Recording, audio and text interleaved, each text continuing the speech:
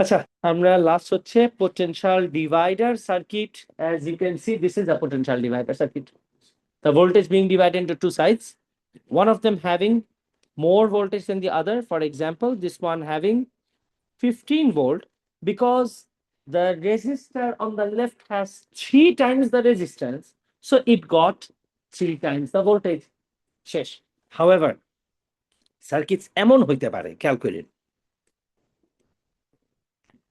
এই এই এখানে this is a long piece of wire with a pretty high resistance.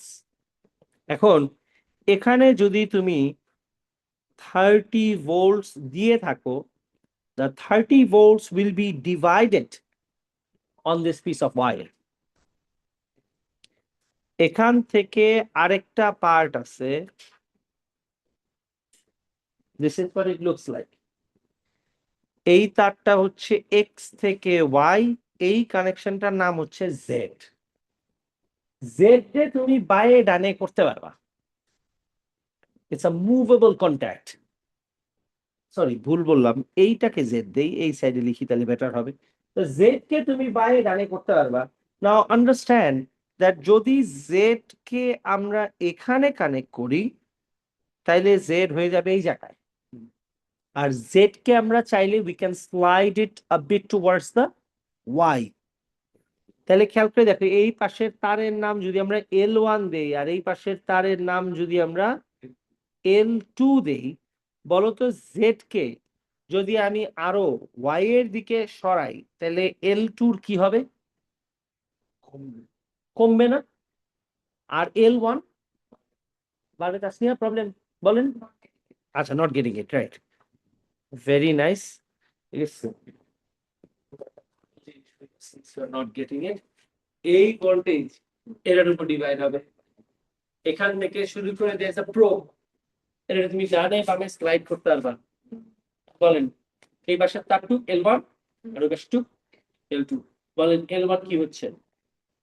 শুনবিয়া L1 বলেন রাইটে, যে L1 বাড়তেছে, Z যাচ্ছে রাইটে। If Z is slided to the right, what happens to L1? Increases. What happens to L2? Decreases. Now তুমি আমারে বলো, যদি L1 বাড়তে থাকে, L1 এর রেজিস্ট্যান্স কি হচ্ছে? মাইরে ফেলতে দাও। কি হচ্ছে? দমন করে ফেলুন স্যার। বাড়ি দিয়ে মাথা ভেঙে বাড়বে বাপ।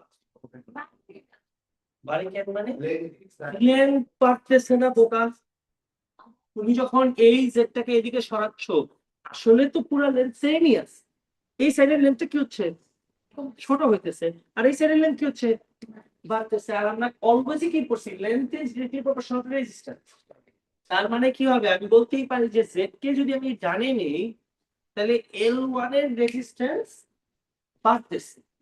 এবার বলেন, তাহলে ভোল্টেজ যেটা ডিভাইড হবে ওটা কি L1 আর L2 এর মধ্যে তো ডিভাইড। যখন L1 এর লেন্থ বাড়তেছে, L1 এর রেজিস্ট্যান্স যদি বাড়ে, can I say that greater voltage will be now divided অনটু L1?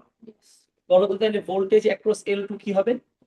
কমবে, বিকজ L2 এর লেন্থ কমতেছে, রেজিস্ট্যান্স কমতেছে, আর রেজিস্ট্যান্স কমার কারণে ওখানে ভোল্টেজও কিচ্ছে কমতেছে। Now if you take this slider gradually to the right, in that case L1 এর লেন্থ বাড়তেছে, L1 এর রেজিস্ট্যান্স বাড়তেছে, তার মানে L1 এর উপর ভোল্টেজ নিতেছে বাড়তেছে। ইউ উইল ক্লিয়ারলি সি এই স্লাইডারে যত ডানের দিকে স্লাইড করবা, তুমি দেখবা ভোল্টেজের রিডিং আস্তে আস্তে আস্তে আস্তে বাড়তেছে। এখন তুমি আমাকে বলো, তাইলে হোয়াট ইফ, হ্যাঁ হ্যাঁ ভোল্টমিটার, হোয়াট ইফ আমি এই জায়গাতে একটা বাল্ব কানেক্ট করি? হ্যাঁ বলো, তাহলে বাল্বের উপর ভোল্টেজও কি হবে? বাড়বে। স্লাইডারকে যত ডান দিকে সরাবো, তত L1 বাড়বে, রেজিস্ট্যান্স অফ L1 বাড়বে, তাহলে ভোল্টেজ অন L1 বাড়বে। এন্ড ভোল্টেজ অন L1 যদি বাড়ে, তাহলে বাল্বের উপর ভোল্টেজও কি হবে? বাড়বে না? This is what becomes a potentiometer. তার মানে তুমি বাল্বের উপর ভোল্টেজ চাইলে বাড়াইতেও পারবা, কমাইতেও পারবা, তাই না? এই ডিভাইসটাকে আমরা বলি হইতেছে পোটেনশিওমিটার, যেটা দিয়ে আমরা এই মিটারের মতো ঘুরে ঘুরে পোটেনশিয়াল আমরা কি করতে পারি, চেঞ্জ করতে পারি ইচ্ছা মতো। তোমার যা ইচ্ছা তুমি তাই করতে পারবা। এটা তুমি যখন বাড়াবা কমাবা তখন তুমি দেখবা বাল্বের লাইট ইদার বাড়তেছে, আবার কি হবে, কমতেছে। তুমি ভোল্টেজ বাড়াবা দেখবা বাল্বের উপর লাইন বাড়তেছে, আবার ভোল্টেজ সময় দিলে দেখবা বাল্বের উপর ব্রাইটনেস কমতেছে। এভাবে করে যে কিছু বাল্ব থাকে না যেগুলো ব্রাইটনেস ভ্যারি করা যায়, এই পোটেনশিওমিটার দিয়ে করি। আর তুমি বাসায় পোটেনশিওমিটার কোথায় ইউজ করো, তোমার ফ্যানের রেগুলেটর। ঠিক আছে, আমি তোমাকে বলি ফ্যানে কোনটা ইউজ করি আমরা, this is what we use for our fans.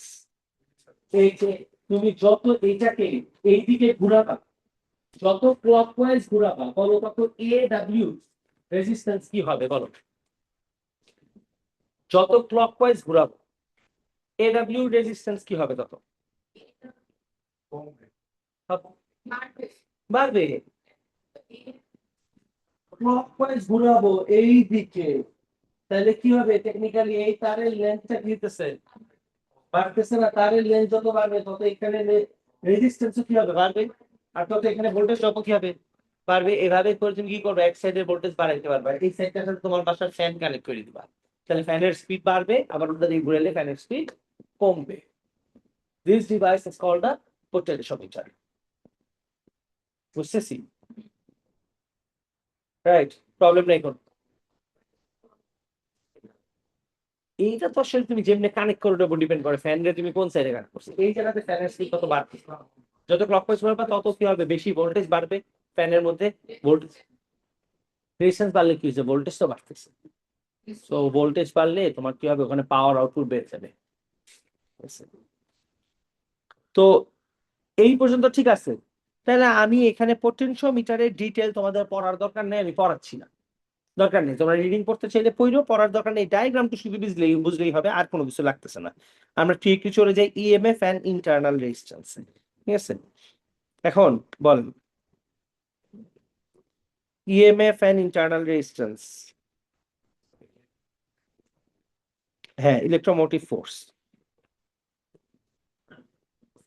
এটার রেজিস্ট্যান্স 10 ohms, এটার রেজিস্ট্যান্স 15 ohms। বলেন এখানে সার্কিটের টোটাল রেজিস্ট্যান্স কত, 25 ohms। হোয়াট ইফ আমি তোমাকে বললাম যে এই যে তার আছে সব তার মিলাই দিচ্ছে হচ্ছে 2 ohms, সার্কিটের টোটাল রেজিস্ট্যান্স কত বলো, 27 ohms। সার্কিটের টোটাল রেজিস্ট্যান্স হবে 27 ohms, সাথে একটা অ্যামিটার আছে, অ্যামিটার প্রোভাইডস 1 ohm। বলেন টোটাল রেজিস্ট্যান্স কত, 28 ohms।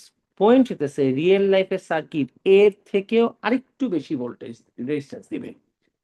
কেন একটু রেজিস্ট্যান্স দিবে, প্রত্যেকটা ব্যাটারিরও আবার নিজের একটা রেজিস্ট্যান্স আছে, যেটাকে আমরা বলি internal resistance of the battery, denoted with the letter small আর।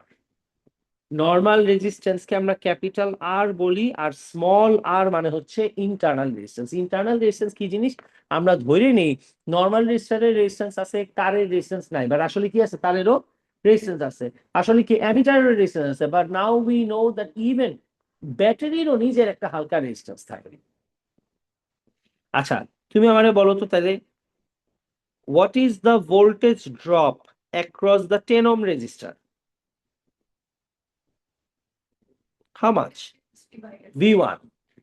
আচ্ছা, what is the voltage drop across the 15 ohm resistor? V2। বলেন তো V1 আর V2 এর মধ্যে কে বেশি হবে? V2। যেখানে রেজিস্ট্যান্স বেশি ওখানে ভোল্টেজ ড্রপ বেশি হয়। সিরিজ কানেকশনের প্রপার্টি তো এটা, যে current same, voltage gets divided according to the ratio of the resistance, the greater the resistance the greater the voltage. আচ্ছা, এখন তুমি আমারে বলো তাইলে সেই হিসাবে অ্যামিটারের রেজিস্ট্যান্স জানি কত বলো তো? 1। তোমার কি মনে হয় অ্যামিটারের মধ্যে ভোল্টেজ ড্রপ হবে নাকি হবে না? হবে, একটু হইলেও তো হবে। আচ্ছা বলো তো তাহলে এই যে পুরো সার্কিটের মধ্যে এত তার আছে, এই তারের মধ্যে কি ভোল্টেজ ড্রপ হবে না হবে না? হবে একটু হইলেও। নাও সেই হিসাবে যদি ব্যাটারিরও একটা রেজিস্ট্যান্স থাকে, তাহলে ব্যাটারি তার মানে যদি ভোল্টেজ ও প্রোভাইড করে তোমাকে 9 volt, do you think if the battery itself has a resistance, তার মানে ব্যাটারি ওর নিজের রেজিস্ট্যান্স কেও ওভারকাম করার জন্য হালকা একটু ভোল্টেজ ও ইউজ করছে। If you could calculate, if you could, that is, maybe you would see that the battery actually has a voltage of how much? 9.2 volt. তাহলে ওই 0.2 ভোল্ট ও কি করছে? ওর নিজের রেজিস্ট্যান্সের জন্য ইউজ করছে। প্রত্যেকটা রেজিস্টারের মধ্যে ডিভাইড করে ও একটা ভোল্টেজ দিবে।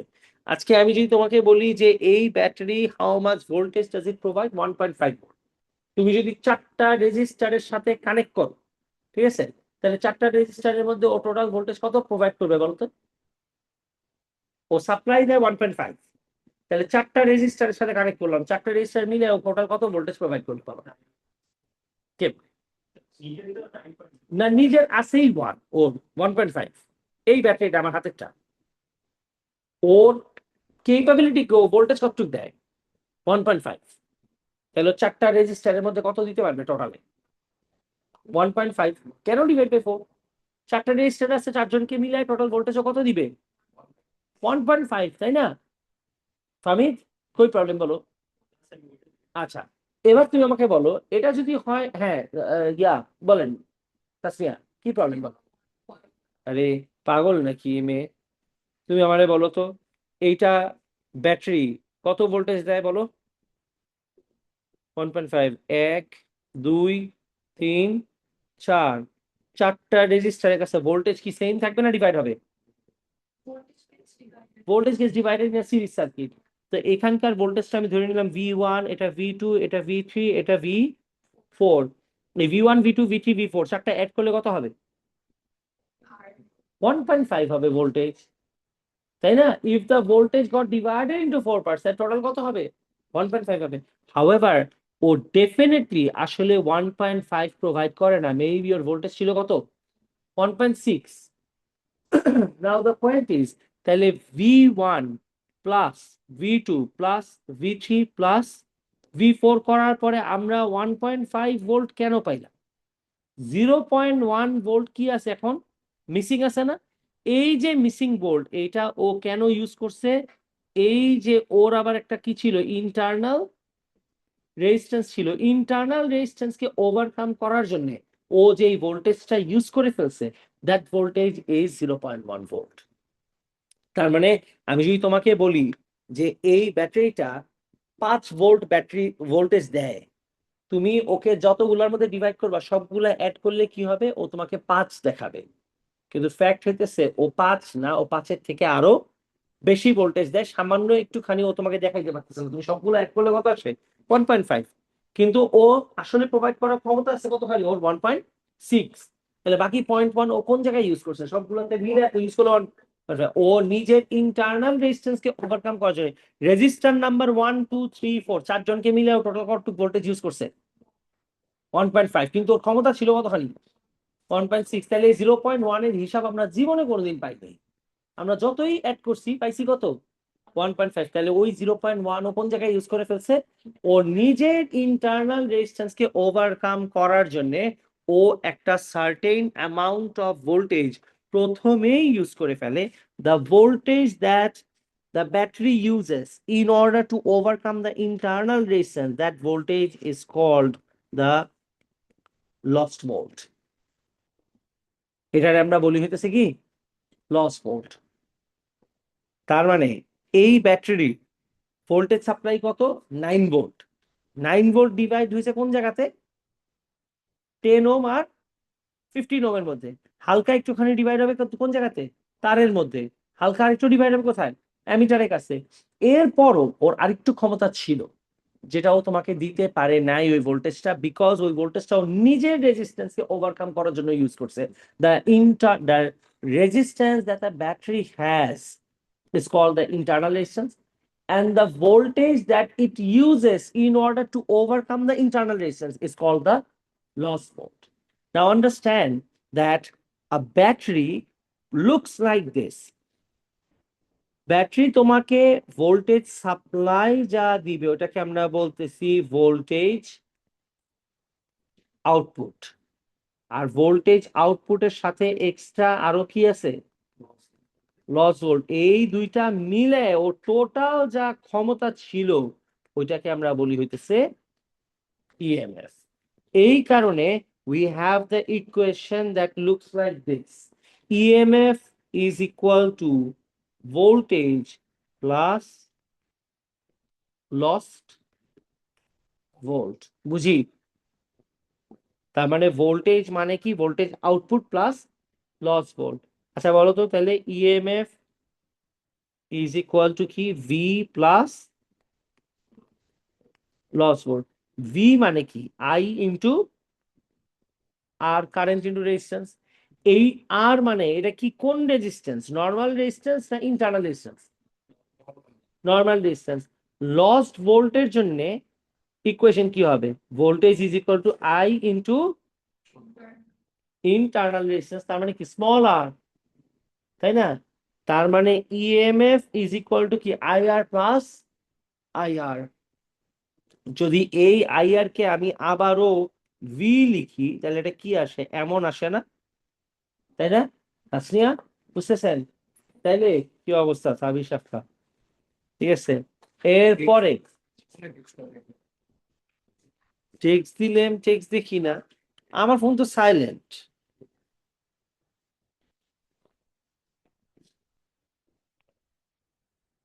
কি ব্যাপার? ও মাই গড।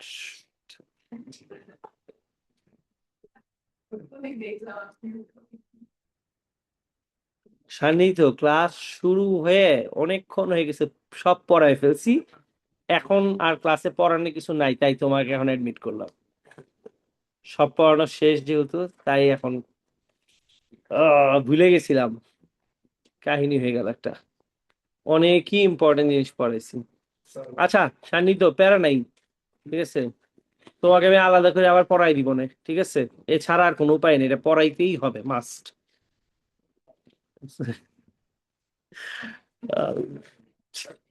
আচ্ছা সমস্যা নাই, কি আর করবো, এখন পড়াই দিতে হবে তোমার এটা। কি রিপ্লাই?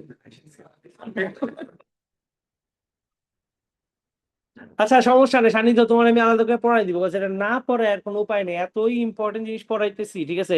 ইউ নো হোয়াট, তুমি you better leave the class now, ঠিক আছে? তোমার এখন আর বাকি পড়ে লাভ নাই হয়তো, দরকার নাই, আমি তোমাকে আলাদা পড়াই দিব, তুমি প্যারা নিও না, ঠিক আছে? ইনশাল্লাহ কভার করে দিব নেক্সট দিন। তোমাকেও পড়াইতে হবে, সাবিরকেও পড়াইতে হবে এটা, ঠিক আছে? তুমি you go home, have some tea, your already home, আর কত হোমে যাবা? আচ্ছা, পুরো খেয়ালই ছিল না আমি যে তোমাকে অ্যাডমিট করব মিটিং এ। হ্যাঁ হ্যাঁ হ্যাঁ, সাধারণত আমি মিটিং এ ওই ওয়েটিং রুমই ক্লোজ করে দিই যাতে স্টুডেন্টসরা ডিরেক্ট ঢুকতে পারে, কিন্তু ওই সেকেন্ড টাইম করছি সময় আর ইয়া করতে পারি। আচ্ছা প্যারা নেই, আমি পড়াই দিব, সমস্যা নেই, কিছু হবে না। সো না, ওই যে সব সবই পড়াইছি মাত্র এতক্ষণ ভর্তি। আচ্ছা নাও, ভি ইকুয়াল টু, আচ্ছা তার মানে কি? ইএমএফ ইজ ইকুয়াল টু কি? Voltage plus loss volt. So সেই হিসাবে আমরা জানি যে ইএমএফ ইজ ইকুয়াল টু কি? Output plus loss volt. Output plus loss volt, তার মানে আমার ব্যাটারির সাপ্লাই, এক ইএমএফ মানে কি? অ্যাকচুয়াল সাপ্লাই, ওর কাছে টোটাল ক্ষমতা কতখানি আছে? ওর কাছে টোটাল ক্ষমতা অলওয়েজ যতটুকু থাকে, যতটুকু তোমাকে আউটপুট দেয় প্লাস যতটুকু লস ভোল্ট হিসাবে ইউজ করে ফেলছে, এর থেকে বেশি ক্ষমতা আর কোনোদিন থাকে না। সো আমাদের ইকুয়েশন হচ্ছে দিস। এই ইকুয়েশনটাকে আমরা রিরাইট করলে লেখা যায় কি? ভি ইকুয়াল টু, না, V plus IR plus, sorry sorry sorry, IR equal to EMF. হ্যাঁ, এরপরে কি লেখা যায়? V is equal to minus IR plus E, তাই না? আচ্ছা, এই ফর্মুলা আমাদের মেমোরাইজ রাখতে হবে, তুমি চাইলে উপর থেকেও মেমোরাইজ রাখতে পারো, কোনো সমস্যা নেই। না, সাপ্লাই দাও, এটা তুমি একটু পরেই বুঝবা কেন ইএমএফ মাইনাস আইআর লিখি না, এটা একটু পরে বুঝতে পারবা, ঠিক আছে? এই ফরম্যাটেই থাকা লাগে ইকুয়েশনটা অলওয়েজ, ঠিক আছে? অন্যটাতে লিখলেও হবে, হ্যাঁ অন্যটাতে লিখলেও হবে, বাট এটা ইম্পর্টেন্ট, কেন তুমি একটু পরে বুঝতে পারবে, এই পর্যন্ত বুঝি সবাই, ঠিক আছে? তার মানে the output that I am getting will be equal to কি? Total EMF minus the loss mode. আমি কতটুকু আউটপুট পাবো? তোমার যা ইএমএফ দেওয়ার ক্ষমতা আছে ওখান থেকে তোমার যতটুকু লস ভোল্ট ওটুকু মাইনাস করলে যেটা, ওইটাই তো আমি পাবো। তো তাই আমি লিখছি ভি ইকুয়াল টু কি ই মাইনাস আই আর, যে আমি রিঅ্যারেঞ্জ করে লিখছি V is equal to minus I R plus E. শেষ। ঠিক আছে। আচ্ছা এবার দেখেন বাকিটুক এখানে যাই এখন আমরা। ওকে, ইএমএফ অ্যান্ড ইন্টারনাল রেজিস্ট্যান্স, এখান থেকে আমি রিডিং করতেছি, দেখেন ঠিক আছে কিনা। EMF is the potential drop across the entire circuit. The voltage gets divided across the components of the circuit, and the EMF is the total voltage that the battery could ever provide. Even though we consider that the resistances added to the circuit are the resistances, however, we should know that the battery itself has a little bit of resistance, which is called the internal resistance of the battery. It is denoted with a small r, since there is resistance of the battery and there can be, sorry, and resistance of the battery, and there is electricity flowing through the entire circuit, there will be also a small voltage drop across the cell and the battery. The voltage drop across the battery is due to the internal resistance is called the loss volt. বুঝতেছি না এখন সব? ঠিক আছে, all good. Loss volt, if we calculate, we will see that there is a power supply of 3 volt, and it gives us a total voltage supply that will be less than the EMF 3 volt. This means that a little voltage of the supply has already been used to overcome the internal resistance of the cell, and the voltage is called the loss volt. Because we do not get to use it, which is why we call it the loss volt. So it comes up with the equation V is equal to minus IR plus E. এখন এবার আসি আমরা এই জায়গাতে,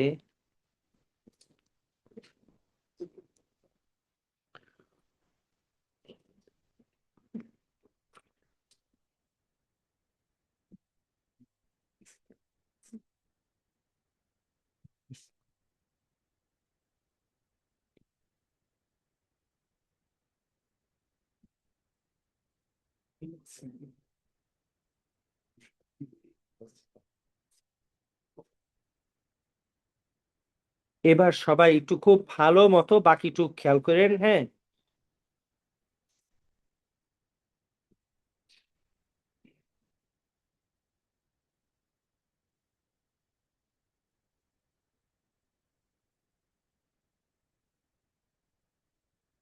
দেখাতে এটা ঠিক আছে স্যার, কি বুঝি, তাই প্যারা নেই।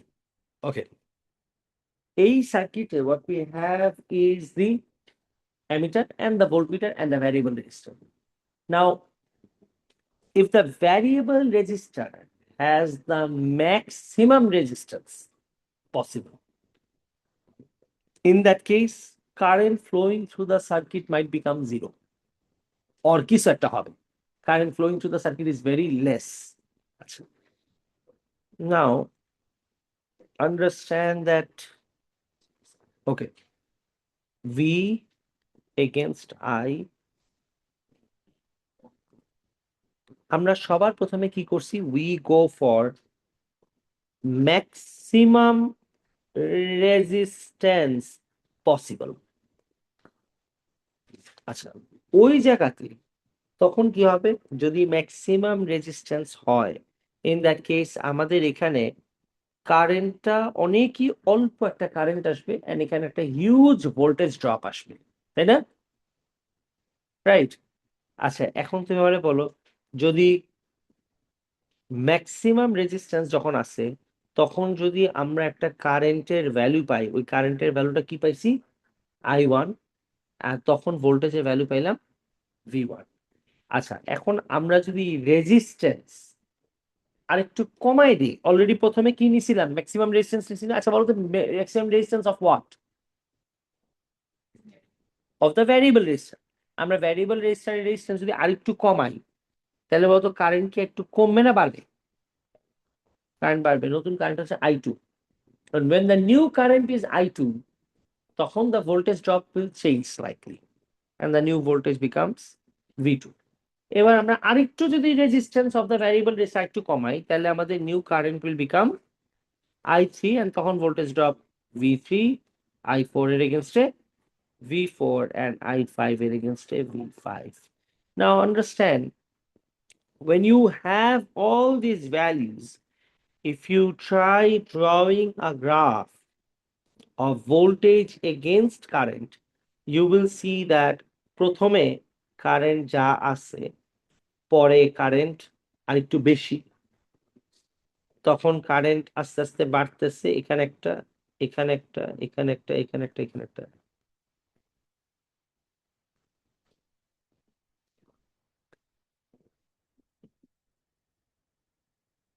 বলতো এই এক্স অ্যাক্সিসে কি বসাইছি, কারেন্ট, আর ওয়াই অ্যাক্সিসে ভোল্টেজ। এই ভোল্টেজ আর কারেন্টের গ্রাফ যখন আমরা এটা আঁকবো, তখন এই গ্রাফটা কি হবে, সবগুলা প্লটিং করার পরে the graph will look like this, graph will look like this. এখন এই গ্রাফটাকে যদি আমি একটা, দুইটা, তিনটা, চারটা, পাঁচটা, ছয়টা, কয়টা ভ্যালু নিছি, ছয়টা, ছয়টা ভ্যালু নিয়ে আমরা যখন বেস ফিট স্ট্রেইট লাইন আঁকছি, you see that this graph will eventually come to meet the y-axis at some point, তাই না? রাইট, আচ্ছা। এখন খেয়াল করে দেখো যে the equation EMF is equal to voltage plus lost volt, EMF equal to V plus I into R, যেখান থেকে V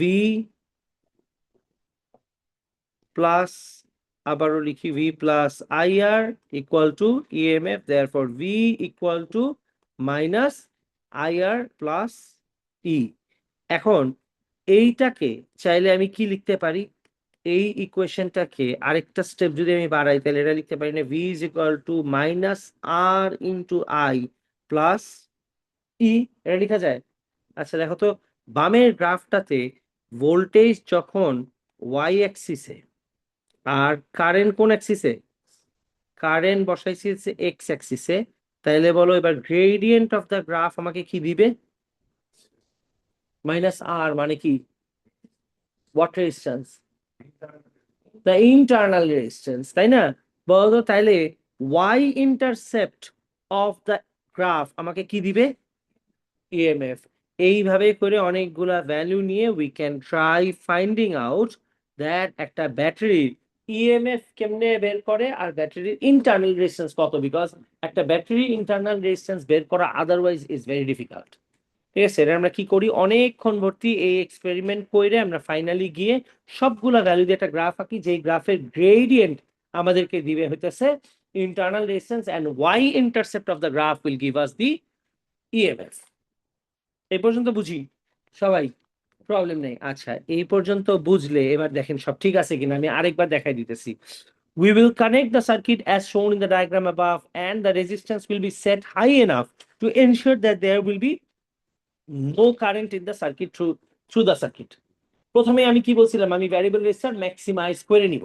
আচ্ছা, এরপরে then we will gradually be decreasing the resistance, and the resistance will be decreased. We will see that the current flowing increases, and as time passes, resistance is decreased. We will take the current reading from the ammeter, and the corresponding voltage reading will be taken. We will tabulate that voltage against current. These values will be used to draw a graph of voltage against current. Current will be placed in the x-axis and voltage will be in the y-axis. The graph will look like the one that has been shown above, and the y-intercept will be EMF of the battery, and that is the maximum voltage of the battery could provide. And we will give, it will get us through the equation, straight line equation, V is equal to minus IR plus C. এই মাত্র আমি যেটা করলাম, এটা এখানে আমি আরেকটা করা আছে, কোন জায়গায় গ্রেডিয়েন্ট বের করলে কি পাবো আর ইন্টারসেপ্ট বের করলে কি পাবো, এটা এখানে দেখানো আছে। Comparing the equation with a straight line, we can see that the gradient will give us the value for the internal resistance, and the y-intercept will give us the value for the EMF. বুঝি? আচ্ছা, এবার final পার্টে আসি। আচ্ছা, এবার আমরা দেখি আমাদের কি কি ফর্মুলা জানতে হবে। ঠিক আছে, আমরা অলরেডি জানি কি, কয়েকটা ফর্মুলা এখানে লিখতেছি, সব না। V ইজ ইকুয়াল টু কি, IR, আর পাওয়ার ইজ ইকুয়াল টু কি, VI। তাহলে এখানে যদি লিখি I into R into I, তার মানে পাওয়ার ইজ ইকুয়াল টু কি, I স্কোয়ার R। আমাদের এইটা মাস্ট জানতে হবে, এইটাও জানতে হবে। আর এখানে R ইজ ইকুয়াল টু যে V বাই I, তাহলে power, sorry, I is equal to কি, V বাই R হবে। I ইজ ইকুয়াল টু কি, V বাই R, তাহলে power is equal to V into V by R, তার মানে power is equal to কি আসতেছে, V square by R। So this is another formula, যেটা আমাদের mandatory জানতে হবে, এই কয়টা ফর্মুলা। আর এছাড়া এখানে কি আছে, power is equal to work done divided by time taken, এটা তো আমরা আগে থেকেই জানি, and energy equal to VIT, তার মানে এনার্জি ইকুয়াল টু কি, V into Q, because Q is equal to I into T. না, ডিরাইভেশন ছাড়া লাগবে না, এখানে ডিরাইভেশন নাইও কোনো আসলে, এগুলো সবই formula. Q is equal to I T and এ ছাড়া বাকিগুলা আর না জানলেও চলবে, এই করে জানলেই হবে। যেগুলো ম্যাক্সিমাম তোমরা আগে থেকেই জানতে, একমাত্র জানা লাগবে যে এইটা আর এইটা নতুন, ঠিক আছে। P is equal to I square R, আর P is equal to V square by R, শেষ। এই ফর্মুলা জান। Chapter 4B is done. Next ক্লাসে অ্যাসাইনমেন্ট সলভিং শুরু করব অন 4A 4B, ঠিক আছে। স্যাটারডেতে 3ABC এর উপর এক্সাম দিবেন, 3ABC ভালো মতো পড়ে পরীক্ষা দিও, ঠিক আছে। চ্যাপ্টার 3ABC, হ্যাঁ, coming Saturday, next week Saturday. দেরি আছে তো, আমাদের সিলেবাসই তো শেষ রে বাবা, আমাদের এক্সাম দিতে হবে কখন। 3ABC wait, right right right.